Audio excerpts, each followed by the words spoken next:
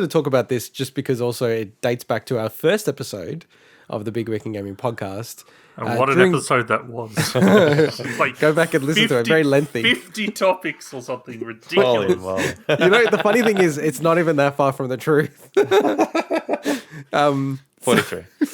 So, yeah, this week saw a record-breaking sell price for Super Mario Brothers, the number one NES game, obviously unopened, with a hangtab complete, WATA graded, 9.6, extremely high-quality mint copy of the game. What's a hangtab, sorry?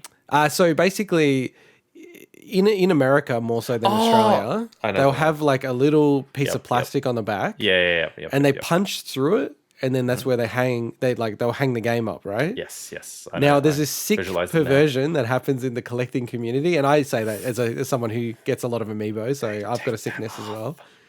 They want hang tab complete, which means they haven't even punched the hole yet to put it onto the shelf. Wow! So it's like this idea that no one's ever touched this game and hasn't even been put up for display. Like it's just been purchased, right? It's very interesting. Yeah, I was about to make a joke. That's probably. I know what you were going to make.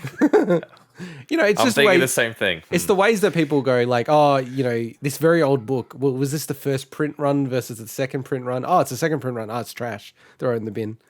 Yeah, I love that. Collecting is really interesting. We called it out in the first episode of the show that Super Mario Brothers had sold for $110,000 US. I can't recall what exactly we said, Swinny, but I do think we mentioned things like, Super Mario Brothers will probably be like Adventure Comics 1 and these really classic comics that, it's just going to be so sought after. Well, I think, Swinny, we should have invested our money into the Super Mario Brothers angle because not even a year later, it sold for $660,000 US, which is just absolutely insane. Moly. So once you think about, GST and conversions and all that kind of stuff, it's pretty close to $1 million Australian dollars, which is just incredible.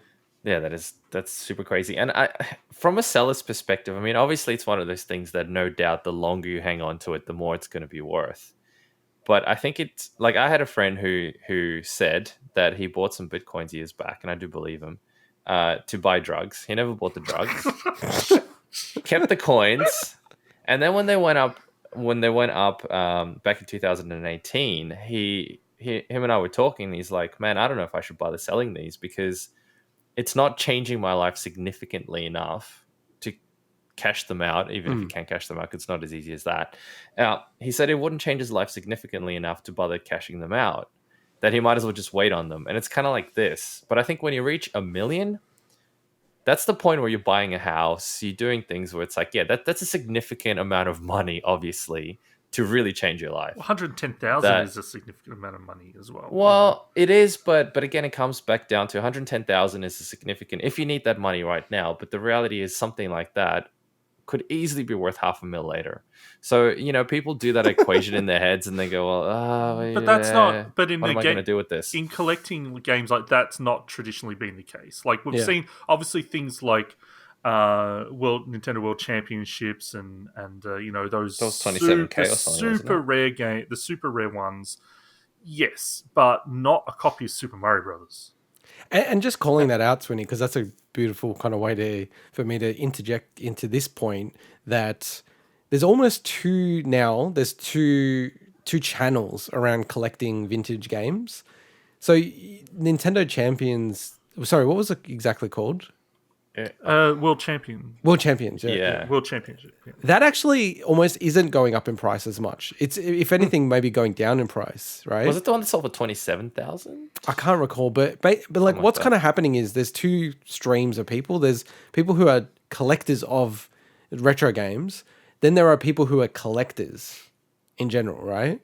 So these are people who have been in like baseball card collecting, stamp collecting, model train collecting, like all this random collecting stuff, like comic collecting.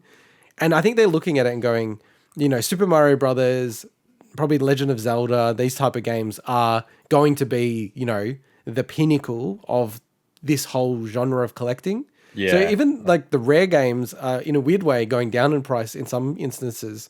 But this game where it's really common, there's like millions of copies of this game still. this is like going up. And for me, it's like you kind of go, wow, how high will it go? Because this wasn't even a first print run of this game. This was supposedly like maybe a fourth print run of this game, based on what they've worked out. So it wasn't even in the year that it got released in America. So it's kind of fascinating. And it's awesome. I love the story about how the guy or the girl bought it as a gift, forgot about it, put it in a drawer and just left it and forgot all about it. How do you keep that's the fascinating that fascinates me in and of itself, the fact that you can keep something in a drawer for 35 years. I don't think I've ever had a drawer that I haven't looked at within a year. You know what I mean? Like I'd remember something's there, or I'd move, or 35 years untouched. That's amazing. I could understand if it was like a drawer in an attic or something. Yes. You know, but yes. It does seem, look, I believe it, but it does seem like too unbelievable, you know. But yeah, I was just looking up the World Championships. So with, for instance, using price charting's information, which, you know, there's so few of these sold. So it's kind of like all we can go off is one sale per year or something. Yeah. Even the gold version of Nintendo World Championship, which there were only 26 ever made and given out as part of the competition, like the pricing on price charting is like 24,000 Australian 24,000. You know, that's so what I meant. It's nothing compared to these prices. You know, well, but that's the thing. Like, I thought it was 27. 10 years ago, that was still like through the roof in terms of the value, right? Like it was always, and yeah, you can see through price charting, it's actually gone down in price based on the sales that it's had so far. So, and that's where I'm kind of coming at. $27,000 is insane, right? Or $25,000. But I kind of understand. That's crazy. But I understand it for something that this is that rare and is that exclusive. Yeah. Whereas this boggles my mind. Well, no, but that's. I guess maybe I haven't made my point well, but I think that's where there's two channels. There's the people who want to collect all the NES games or are really into that collecting, versus just people in general look at it as an investment, which honestly is probably a good investment. I feel like, you know, look, I'm wearing a Nintendo 64 hoodie, right? Like, you know, obviously I'm a bit of a shill for Nintendo, but I look at Miyamoto as being like the Walt Disney of our lifetime. And, you know, Super Mario Brothers is kind of like, you know, I guess it's the one thing you would point to in 200 years as being a really critical kind of game. So, I don't think this thing's going to go down in price.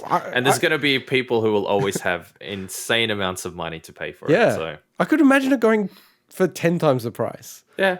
I still, the one thing, and I always mention it when it comes up, I'm still shocked that the Nintendo PlayStation sold for so little.